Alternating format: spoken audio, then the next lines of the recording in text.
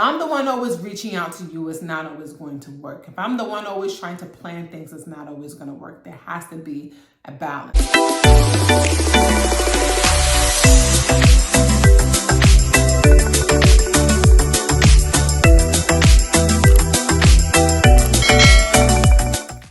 Hello, hello, lovely people. Welcome to my virtual couch. Happy Friday to you.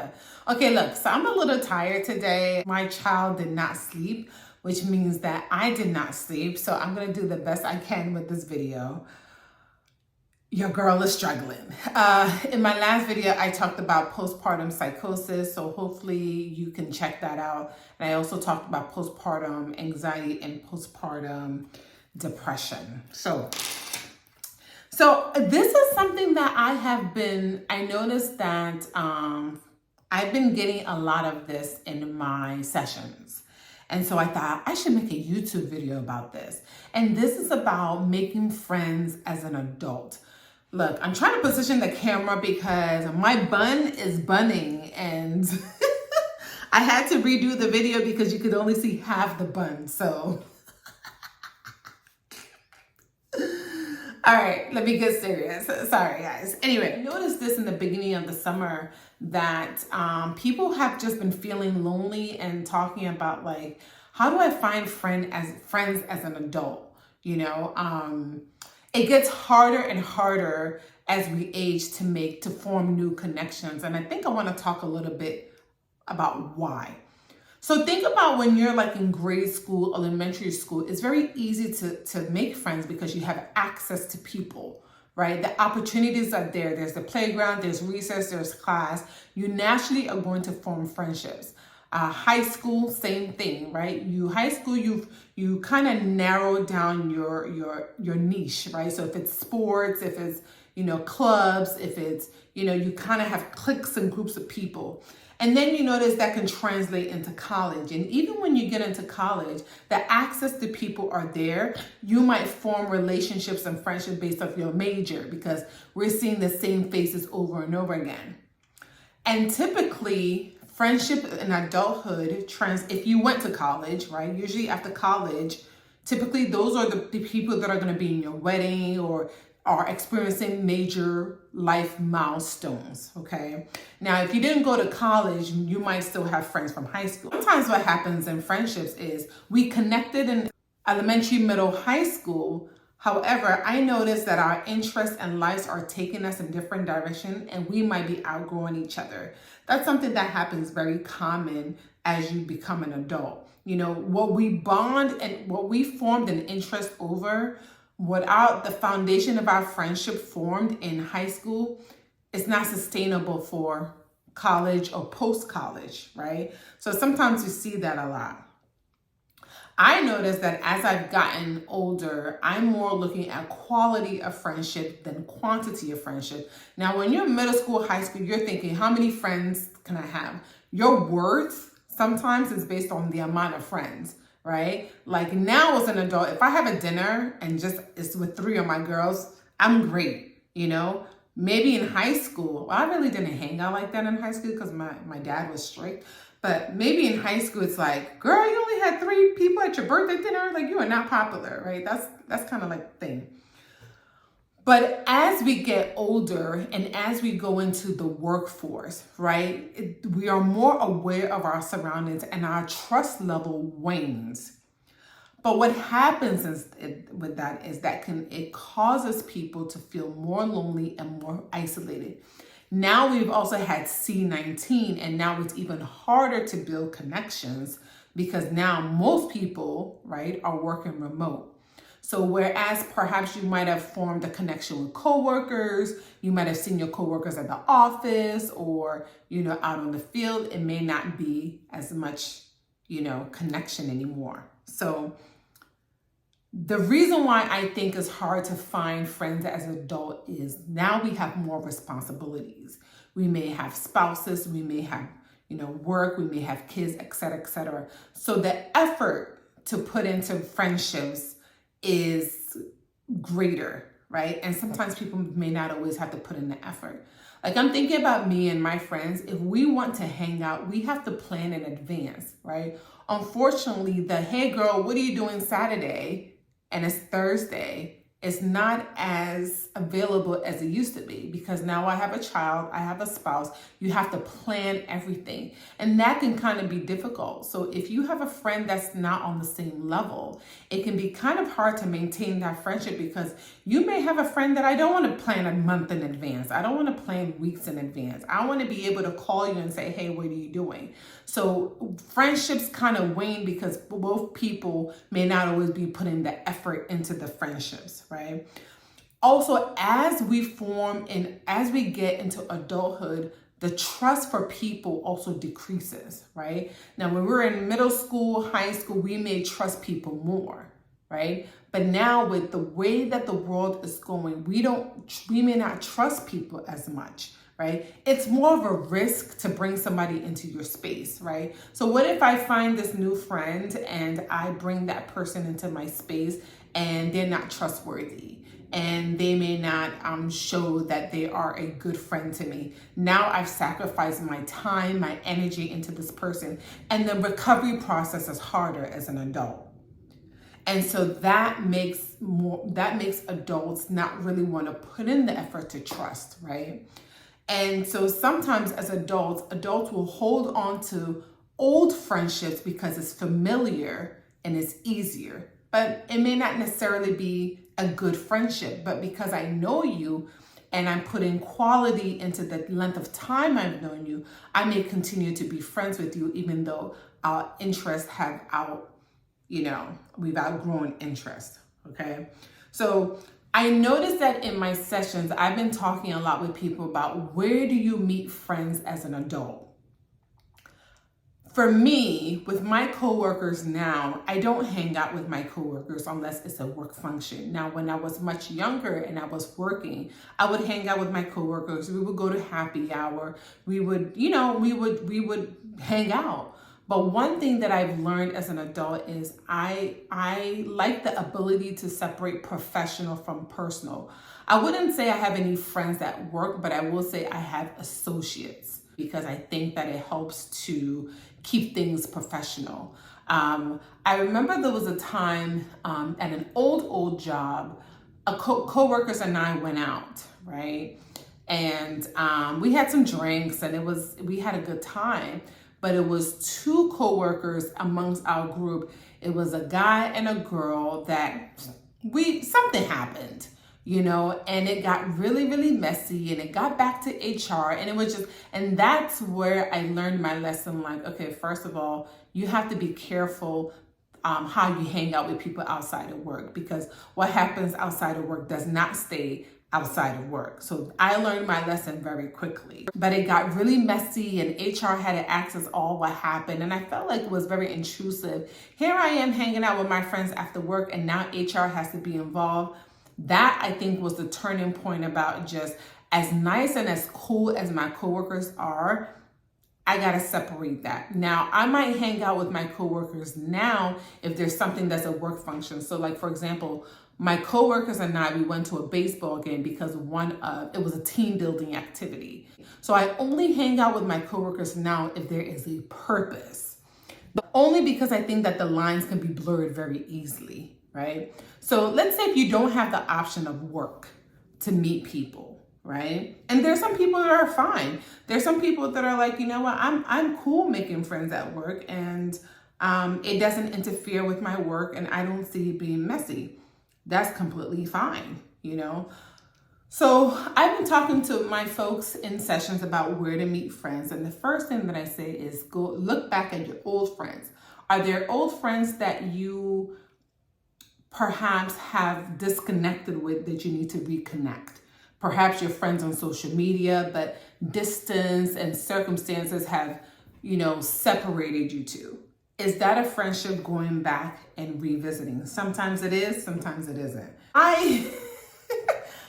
I'm kind of like a friend stealer, and I used to be where like no new friends, like Drake, no new friends. The friends that I got is the friends that I got.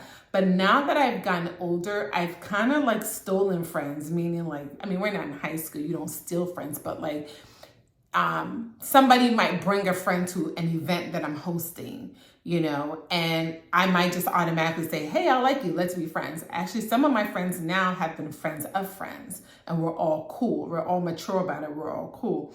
There is a friendship app for those that don't mind going on app, which is kind of like dating for friends, called Friender, that a lot of people have found very helpful. And you basically go on there and you're meeting friends. There's also Bumble BFF. That's like Bumble, but instead of like finding, somebody to date, you're finding a friend that I've talked to clients about. And my personal favorite is a meetup.com.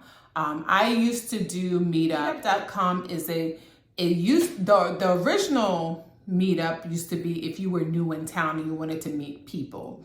But now Meetup is for any interest that you have. If I'm interested in art, yoga, if I have a pet, if I'm interested in a book club, you can type in meetup.com, put in your zip code, and there is a facilitator. Anybody can start a Meetup group.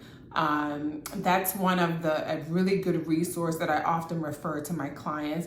This way the pressure is off. So I'm not, perhaps, Bumble BFF might be a little bit of pressure because I have to seek out a friend. But with Meetup, we are meeting at a location facilitated by the facilitator because we have a shared interest. So if I join a Meetup for a walking group, right, we both have an interest in fitness. So that kind of releases the pressure, Another place where I think is helpful to me, for instance, volunteer activities. Look in your community.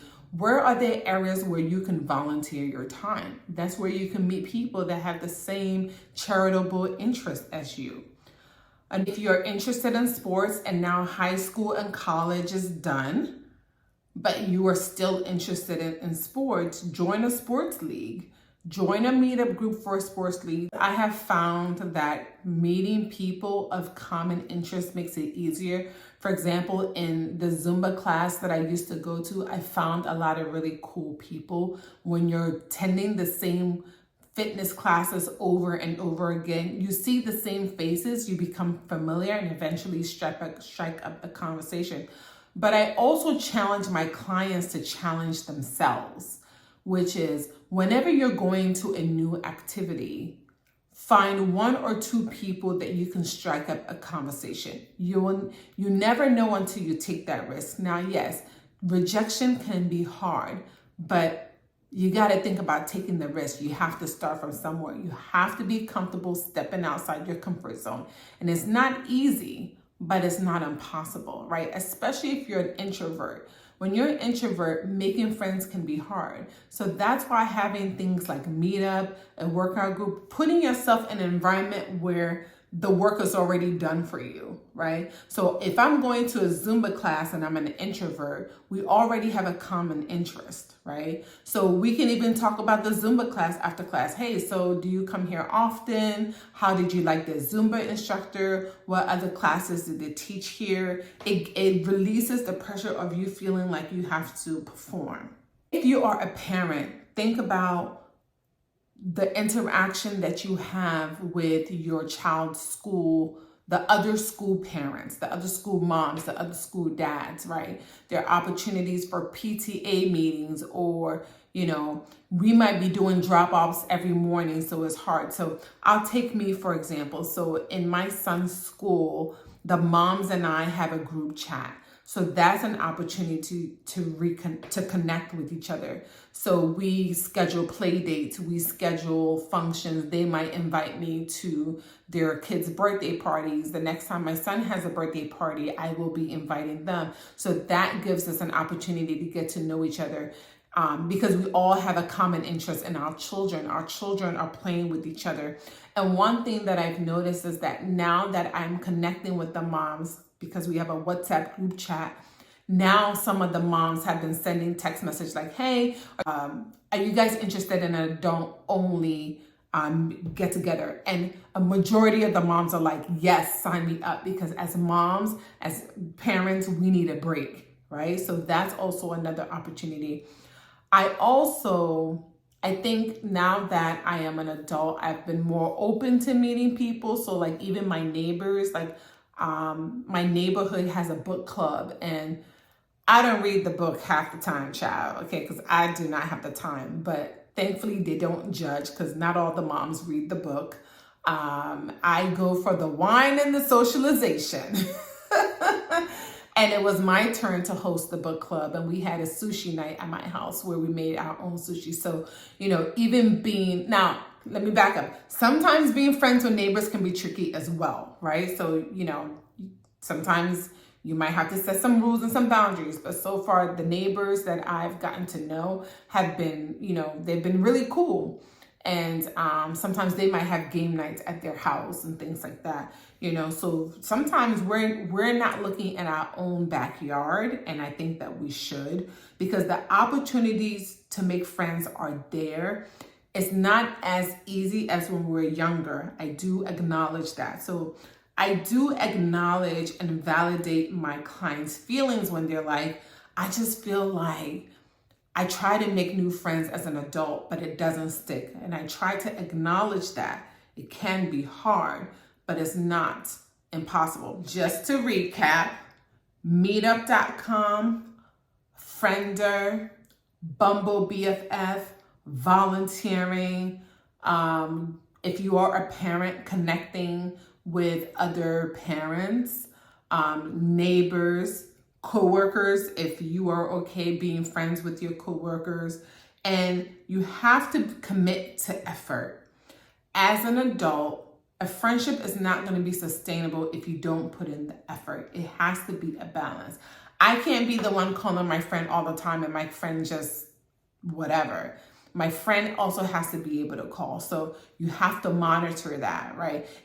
If I'm the one always reaching out to you, it's not always going to work. If I'm the one always trying to plan things, it's not always going to work. There has to be a balance. Nowadays, as an adult, we may not have time to be on the phone for hours on end, but there should be some sort of reach out, some sort of effort, some sort of commitment. And you also have to be willing to try new things, right? So you have to be willing to step outside your comfort zone and say, well, let me try this and see how that works. I recently joined a hiking group. And so once a month, we'll do a hike. Now, hiking wasn't always my thing, but that's something that I've decided to step outside my comfort zone and try. And I actually really like it. I don't have a good sense of direction, so I'm glad that somebody's able to lead, but I stepped out of my comfort zone and it's been great. And I actually took some video about that. So I'm going to vlog. I think in my next video, I'm going to put out that video of when I did the hiking group and when hiking. Oh, church. Also, joining a church, if you have a faith, joining a church or joining a group within a church and being active within a church is also a great way to connect with people as well. One of my bridesmaids was actually somebody that I met at an old church of mine, and we're still friends to this day. If I had not joined that church, I would have never met her and we would not have been friends. So, sometimes you can find friends at church. So I hope you found this helpful. Let me know, are there places that I mentioned or activities that I mentioned that you have found friends? If so, leave it in the comment. Let's help each other. I'll see you later. Bye.